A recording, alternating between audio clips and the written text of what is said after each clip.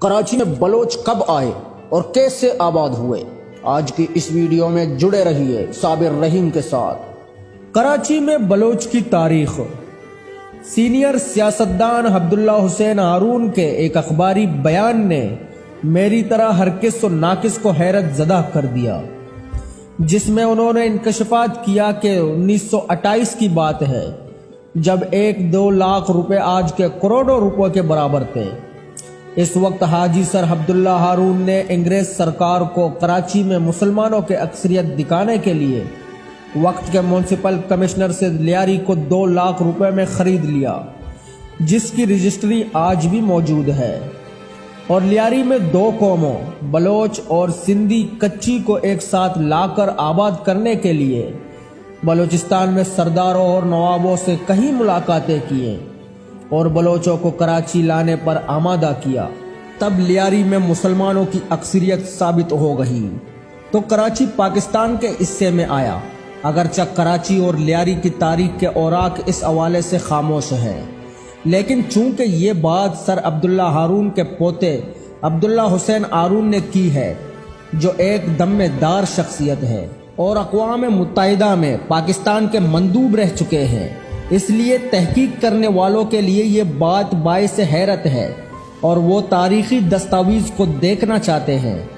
تاریخ کے اوراق بتاتے ہیں کہ کراچی شہر کی بنیاد 1729 کو رکھی گئی، جس وقت یہاں صرف 25 جھوپڑیاں تھیں۔ یہ لوگ ماہی گیر تھے اور مکران کے علاقے کلانچ سے آئے تھے۔ لیاری ندی کے کنارے آباد ہونے والی یہ آبادی لیاری آہستہ آہستہ بڑھتی گئی۔ مکران اور ایران بلوچستان سے ہجرت کر کے لوگ یہاں آباد ہو گئے تھے۔ تاریخ بتاتی ہے کہ کراچی میں بلوچوں کی آمد 3 ادوار پر مشتمل تھی۔ پہلا دور 1725 سے 1770 تک رہا، دوسرا دور 1797 اور تیسرا دور 1830 تھا۔ اس طرح لیاری اور یہاں آباد ہوئے۔ بلوچوں کو 3 صدیاں بیت چکی ہیں۔ آئیں تاریخ کے اوراق پلٹتے ہیں۔ 1725 میں کراچی ایک قصبہ کوک کے نام سے جانا جاتا تھا۔ جب ندی کے جنوب میں اور سمندر کے قریب ہونے کی وجہ سے اس کی تجارتی اہمیت ہوتی، لیکن سمندر کے ایک جگہ سے ہٹنے کی وجہ سے یہ بندرگاہ تباہ ہو گئی۔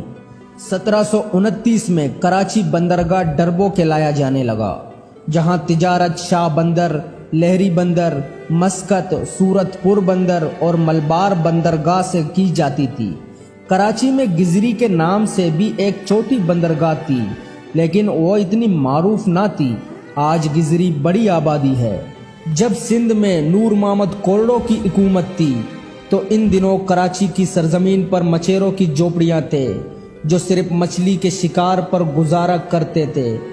یہاں اس وقت کے قدیم مقامی آبادی مہاڑ بیل اور جوکیا قبائل کی تھی، جو سامان تجارت پر جنگی وصول کرتے تھے۔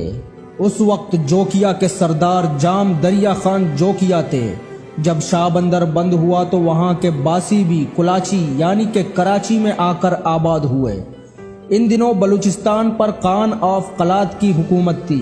اس دور میں ایران سے آنے والے بلوچوں کی اکثریت گڈاب، منگا پیر، ماڑی پور، ہاکسبے اور دیگر علاقوں میں آباد ہو گئی۔ حاجی خمیسہ عرف خمو یہاں کی سب سے عمر رسیدہ شخصیت تھی۔ بلوچوں نے زمینیں خریدے اور زمینداری کا پیشہ اختیار کیا۔ اس دور میں زراعت کا پیشہ بھی ایک کاروبار کی حیثیت رکھتا تھا۔ کراچی میں سب سے پہلے بلوچ کلمتی قبیلے سے تھے۔ کلمتی اور جوکیو قبیلے میں قریباً 18 جنگیں ہوئے۔ آج بھی منگو پیر، جنگ شاہی اور نیشنل ہائی وے پر جتنی پرانی قبریں ملیں گی وہ یا کلمتیوں کی ہیں یا پھر جوکیوں کی۔ جنگ میں صلح ہونے کے بعد کلمتی یہاں مستقل طور پر آباد ہونا شروع ہو گئے اور کاشتکاری کے ساتھ ساتھ مویشیوں کی تجارت بھی کرنے لگے۔ بلوچ جلد ہی یہاں کی مقامی آبادی میں گل مل گئے۔ یہ پہلا دور تھا جو 1770 تک رہا۔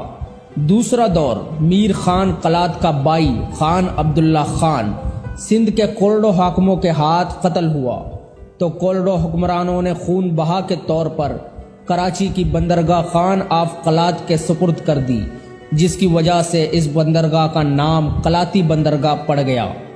آگے جا کر اس کا نام کراچی بندرگاہ ہو گیا۔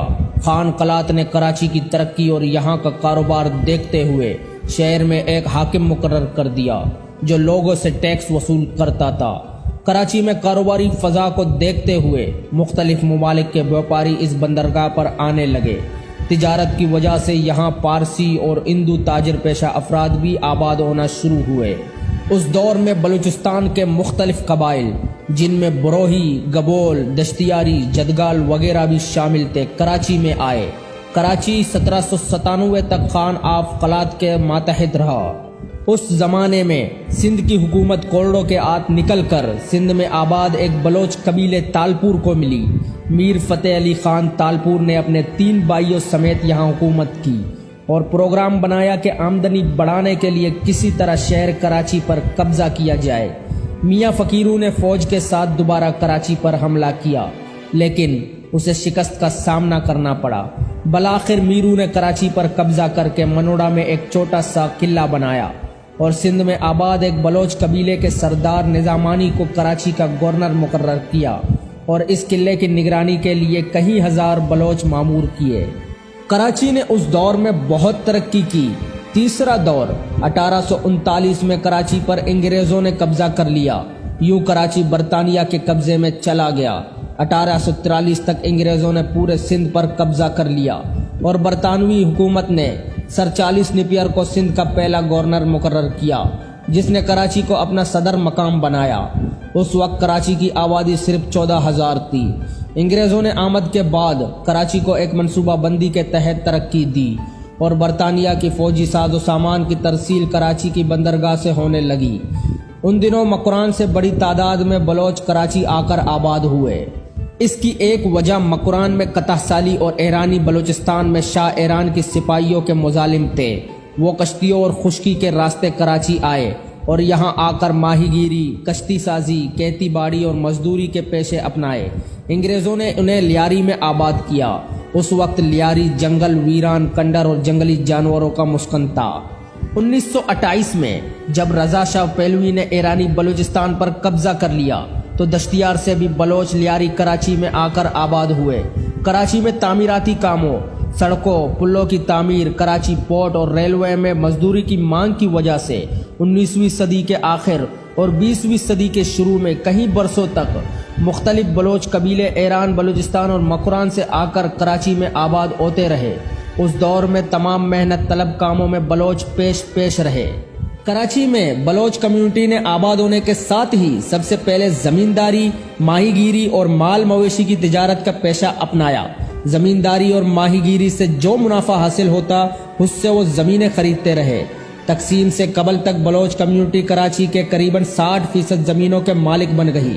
لال محمد بلوچ کے نام سے منسوب لالو کیت، لیاقت آباد، ناظم آباد، Gulshan Iqbal, Malir, Gadap, Mangho Pir, Landhi, Korangi, industry area, Sharafi Goth, airport, Drigh colony, model colony, Hawksbay اور ماڑی پور سمیت کئی گوٹوں کے زمینوں کے ملکیت بلوچ کمیونٹی کے پاس تھے جن پر باقاعدگی سے کاشتکاری ہوا کرتی تھی۔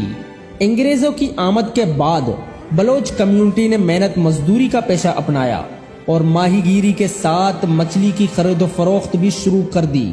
تقسیم سے قبل تک کراچی کے بلوچ کمیونٹی کے لوگ درج ذیل کاروبار کے بیوپاری تھے۔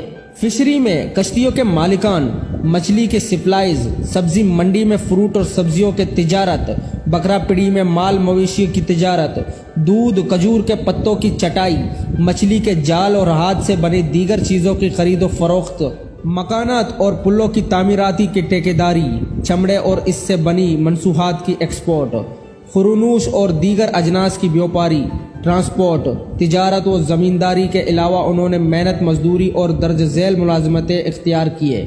سرنگیں کھودنا، ریلوے لائن کی پٹری بچھانا، پل تعمیر کرنا، سڑکیں بنانا، عمارتوں کی تعمیرات، پورٹ پر سامان اتارنا اور چڑھانا، TPX ریلوے میں مزدوری کرنا، کلی کا کام کرنا، گدھا گاڑی اور اونٹ گاڑی چلانا، ٹرکوں سے سامان اتارنا اور چڑھانا، موٹر میکینک، سائیکل میکینک، سی مین، چمڑے کی رنگائی، فشری میں مچھلیوں کی سپلائز کی ملازمت، پرائمری اسکولوں میں اردو سندھی کے استاد، ریلوے کے MC، KPT اور دیگر سرکاری اداروں میں چھوٹے عہدوں پر ملازمت اختیار کیے۔ مضبوط جسم رکھنے کی وجہ سے محنت طلب کاموں میں ان کی بڑی مانگ تھی۔ تجارت اور ملازمت میں ہندو، فارسی اور سندھی کچھیوں کے بعد بلوچ کمیونٹی کے لوگوں کی اکثریت تھی۔